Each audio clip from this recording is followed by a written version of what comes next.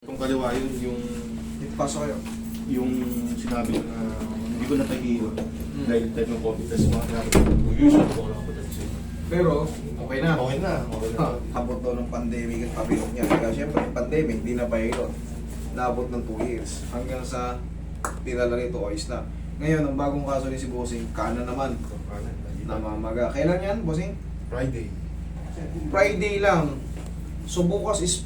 Ay, ngayon may Friday.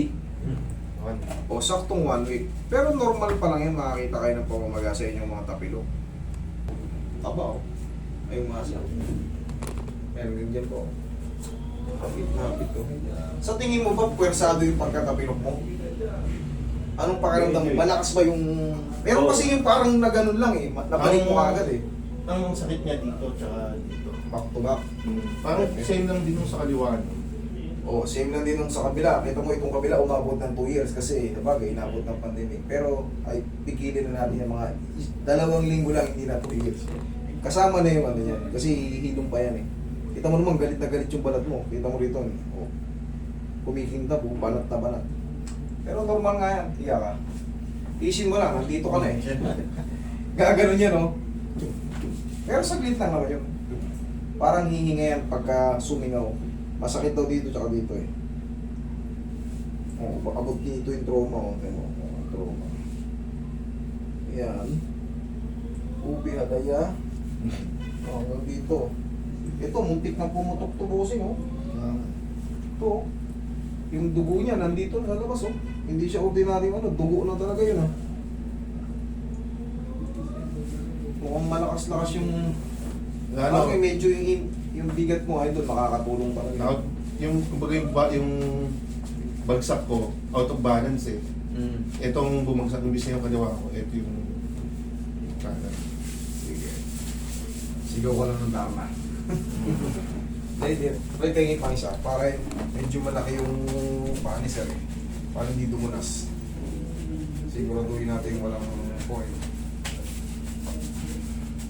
Hindi masayang yung hatak. Kasi yan, ano yan, gagano no. Pero saglit lang yun. Mararamdaman mo na parang sisingaw siya.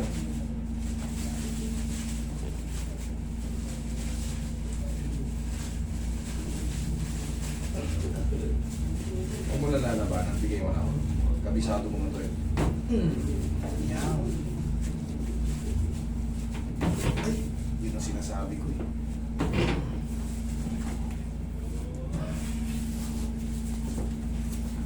Relax na.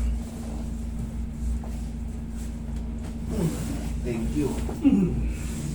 Sige, hayaan mo lang muna ano. Gagaro niya na ito, no? Kaya nararamdaman mo na. Tumitibok yung parang orasan. Pero saglit lang yun. Mga maximum 30 seconds. Sa una talagang pagpitik noon. Pero unti-unti yan, habang tumatagal, yan, kakalma. Tsaka natin yung massage. Lumipas na. Meron pa. Okay? Yun ang eksaktong mararamdaman niya dyan. Card, ready ka ng bandage. Ayun pa na. Tapos, sa mga ganitong may swelling, mas the best to nako-compress. Okay? Tapos, pag matutulog, tanggalin yung bandage. Para yung blood circulation, habang natutulog, malaya.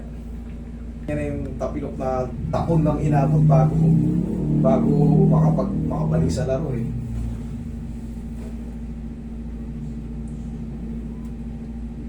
Kapag hihilutin nyo, huwag yung po, di ba ito kunyari, ito yung sobrang sakit. Hindi kailangang sobrang diinan nyo, padaanan nyo lang. Kaya lang.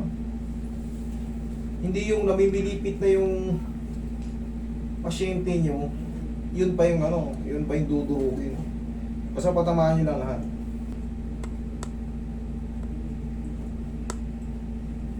Okay na. Wala nang umipit. Okay. Testing mo. Tingnan mo kung mas maganda. Yung kanina o yung ngayong nakatak na. Ano? Ha? Ang galing talaga. Okay. O sige. Wala ang kirot niya. Wala yung kirot niya. Oh. Eh, ganun talaga eh. Okay? Kabisado mo naman yan. Kahit matagal kaya natin. Okay? Ganito lang mangyayari dyan, bossing. Kunyari, sabi natin, 2 weeks na, master, parang may natirang konti eh. Wala na yung mga may natirang konti. Minsan nagiging normal yung bakit. Kasi hindi na perfect ng masushoot talaga bakit. Yung swelling mo maharang talaga sa joint. Kasi kita mo naman, pagayan ba. Pero pangkaraniwan lang yan. Ang gagawin mo lang yun, balik mo lang dito, kahit walang bayad. Hatakin ko lang ulit para tumuloy na yung pagka-shoot. Okay? Pero ano yun, kumbaga, hindi naman 100% palaging gano'n. Hindi. Okay? Okay, thank you.